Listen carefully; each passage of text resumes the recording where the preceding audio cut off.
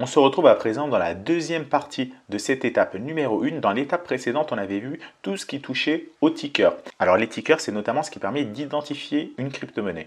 Alors justement, à ce propos, vous trouverez un lien sous la vidéo pour être redirigé vers le site CoinMarketCap. Donc le site CoinMarketCap vous permet justement de retrouver le ticker associé à une crypto-monnaie. Par exemple, dans le champ de recherche, vous tapez Bitcoin et donc vous verrez entre parenthèses le ticker du Bitcoin. Donc si vous ne connaissez pas le ticker d'une crypto-monnaie, vous pouvez utiliser le site qui se trouve sous cette vidéo.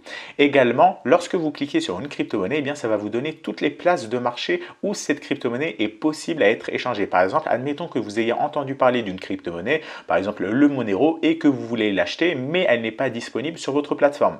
Eh bien, vous pouvez aller sur le site CoinMarketCap, vous recherchez le Monero, vous cliquez dessus, et donc vous allez le voir, ça va vous donner les différentes plateformes où vous pouvez acheter du Monero. Alors, comme d'habitude, privilégiez les plateformes où vous avez beaucoup d'échanges, où vous avez beaucoup de liquidités. Et justement, ce site-là va vous donner le volume par exchange de cette crypto-monnaie-là. Donc, privilégiez évidemment les exchanges qui ont le plus de volume. Allez, passons maintenant à cette partie 2. Donc, on va voir les 4 types d'ordres possibles avec le marché des crypto-monnaies. Donc, l'achat, la vente, le long ou le short. On va commencer avec l'ordre d'achat. Un ordre d'achat, c'est super simple à s'imaginer. Tout simplement, un achat de crypto-monnaie signifie que vous échangez vos euros ou autres, si vous avez du dollar canadien, si vous avez du franc suisse, contre des crypto-monnaies. Donc tout simplement, vous avez de l'argent fiduciaire, vous voulez l'échanger contre des crypto-monnaies, vous effectuez donc un achat. C'est assez simple, rien de compliqué là-dedans.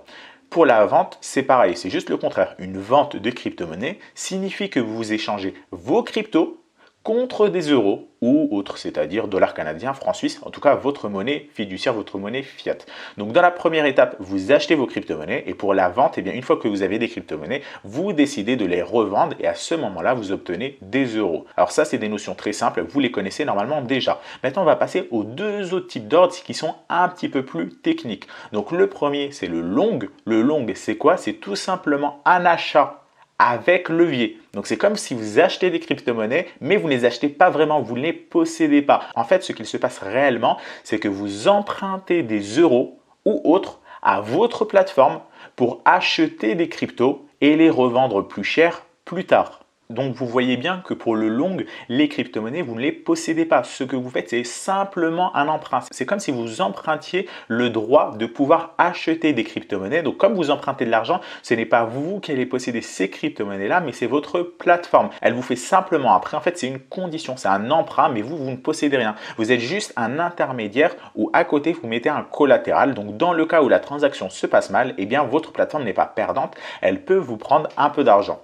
Donc c'est vraiment ça un long, c'est un achat avec un levier. Donc plus exactement, vous misez sur la hausse. Vous anticipez que le prix va monter, alors vous misez sur la hausse. D'accord? Donc vous ne possédez pas ces crypto-monnaies. Lorsque vous passez un long, vous n'avez pas de crypto, c'est-à-dire que ces crypto-monnaies-là, vous ne pouvez pas les envoyer. C'est votre plateforme qui les a. Alors qu'avec un achat, vous achetez vraiment les crypto-monnaies. Alors maintenant, vous allez me demander, mais pourquoi alors on a créé le long? Quelle est la différence avec un achat? Eh bien, c'est assez simple à s'imaginer.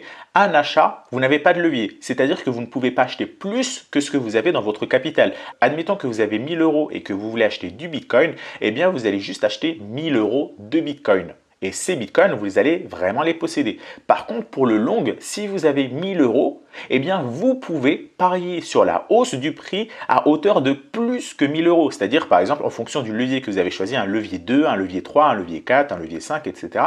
Vous pouvez, par exemple, décider d'acheter l'équivalent de 5000 euros de bitcoin alors que vous n'avez que 1000 euros dans votre portefeuille. Et donc, forcément, si vous en avez acheté 5 fois plus, eh bien, si le prix prend 10%, eh bien, votre achat va prendre 50%, 5 fois 10%. Par contre, attention, ça marche également dans le sens contraire. Si le cours du Bitcoin perd 10%, eh bien, vous allez perdre 5 fois plus. Donc voilà, c'est vraiment un double tranchant le long. C'est-à-dire que si vous êtes dans le bon sens, vous allez gagner beaucoup. Mais si vous êtes dans le mauvais sens, vous allez également perdre plus que ce que vous aviez. Alors évidemment, si vous êtes encore un trader débutant, je vous recommande très fortement dans un premier temps de rester dans un ordre d'achat et non pas le long. Pourquoi? Parce que l'achat, vous achetez des crypto-monnaies, c'est assez simple à se matérialiser. C'est comme avec le marché des actions. Vous ne risquez pas plus que ce que vous avez acheté. Si maintenant vous êtes vraiment rentable, que vous avez acquis une énorme expérience et que vous êtes un trader qui a déjà fait ses armes et que ce que vous voulez c'est multiplier un petit peu plus vite votre capital, eh bien vous pouvez utiliser les longues. Quatrième type d'ordre, c'est le short. Donc le short, c'est une vente à découvert. On peut l'également appeler vente avec levier, c'est-à-dire que c'est le symétrique du long. Vous ne vendez pas des crypto-monnaies. Même si vous avez des crypto-monnaies, c'est que vous vendez à découvert.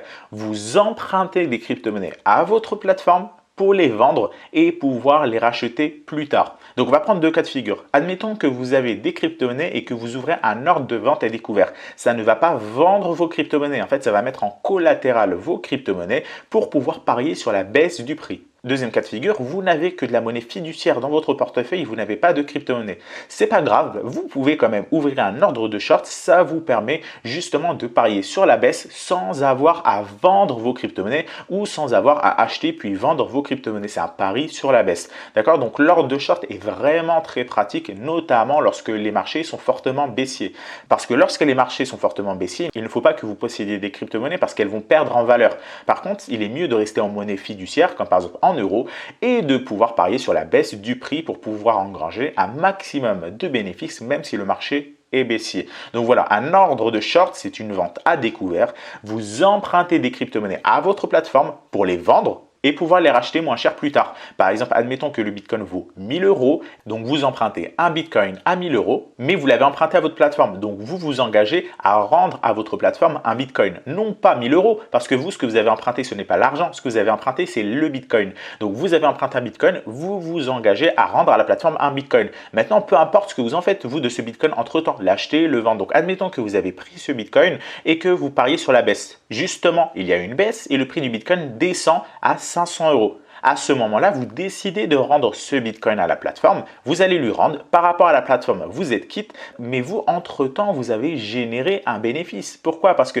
la plateforme vous a prêté un Bitcoin à 1000 euros, mais que vous avez acheté seulement à 500 euros. Parce qu'au début, ce n'est pas vous qui avez acheté le Bitcoin, c'est la plateforme. Elle l'achète à 1000 euros, elle vous l'a prêté. Vous, après, vous l'avez vendu et vous l'avez racheté à 500 euros. Donc, entre-temps, vous voyez bien que vous avez gagné une marge de 500 euros. Il y a une différence de 500 euros et c'est justement à ça que servent les ordres short. Ça sert à parier sur la baisse. Donc, c'est vraiment un ordre pratique. Donc, ce qu'il faut garder à l'esprit, c'est que l'ordre d'achat va avec l'ordre de vente. Lorsque vous achetez quelque chose, vous le revendez après et l'ordre long va avec l'ordre short. En fait, c'est plutôt le symétrique. C'est-à-dire que lorsque vous ouvrez une position longue, pour pouvoir la fermer, il faut ouvrir un ordre short. Et l'inverse donc pour l'ordre short. Alors, attention toutefois, pour ces deux derniers cas, la plateforme va vous prélever des frais tant que votre position est ouverte.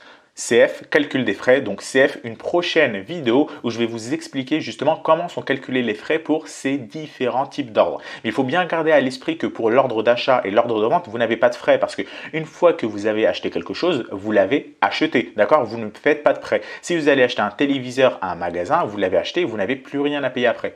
Par contre, les ordres longs et les ordres short, il faut les voir comme des emprunts bancaires par exemple. La banque vous prête de l'argent, mais tous les mois, vous remboursez un intérêt sur cet emprunt. Donc voilà, l'achat et la vente, c'est comme si vous achetez un téléviseur au magasin et que vous le revendiez à un ami, il n'y a pas d'intérêt. Par contre, l'ordre long et l'ordre short, il y a un intérêt, c'est comme un prêt bancaire. Mais ça, on va le voir un petit peu plus tard dans la vidéo calcul des frais. Alors, vous empochez la différence de prix entre le moment où vous ouvrez la position et le moment où vous fermez la position pour les ordres longs et les ordres short, comme on l'a vu. Attention, vendre et shorter sont vraiment deux notions bien distinctes, il ne faut pas les mélanger. Vous ne pouvez vendre que ce que vous possédez pour un ordre de vente. Si vous n'avez pas de crypto-monnaie, vous ne pouvez pas les vendre évidemment. C'est logique, si vous n'avez pas de téléviseur, vous ne pouvez pas vendre votre téléviseur. Par contre, vous pouvez shorter des crypto-monnaies même si vous ne les possédez pas. Comme je vous l'ai dit, le short, c'est comme un emprunt bancaire. Donc, c'est comme si vous empruntiez des crypto-monnaies à votre plateforme. Étant donné que vous empruntez des crypto-monnaies à votre plateforme, eh bien, vous pouvez shorter même si vous n'avez pas ces crypto-monnaies. Et en effet, lorsque vous ouvrez des ordres short, vous n'avez pas ces crypto-monnaies. Parce que même si vous les empruntez à votre plateforme, à un moment donné, il faut bien les rendre, ces crypto-monnaies-là. Ces crypto-monnaies, vous ne pouvez pas les transférer, par exemple, sur une autre plateforme. Vous ne pouvez pas en faire n'importe quoi. C'est comme, par exemple, avec un prêt bancaire, lorsque la banque vous prête de l'argent, elle va vous demander ce que vous allez faire de cet argent. Elle ne va pas vous laisser faire n'importe quoi dessus. Donc là, c'est exactement la même chose. Le long et le short sont comme des prêts bancaires. Ce sont des emprunts à votre plateforme. Donc voilà, dans cette vidéo, on a vu les 4 différents types d'ordres pour les crypto-monnaies. L'achat, la vente, le long et le short. Dans la prochaine vidéo, on va voir la notion de devise de contrepartie. Mais si déjà cette vidéo vous a paru un petit peu complexe ou que vous avez découvert ces notions de long et short, eh bien je vous recommande de la regarder à nouveau pour être vraiment sûr et certain de faire la différence entre ces 4 ordres, parce que vous allez le voir tout au long de ce module 2, eh bien on va utiliser ces notions-là. Donc il faut vraiment que vous les maîtrisiez à fond. Donc voilà pour cette vidéo. Je vous retrouve dès que vous êtes prêts dans la vidéo suivante sur les devises de contrepartie.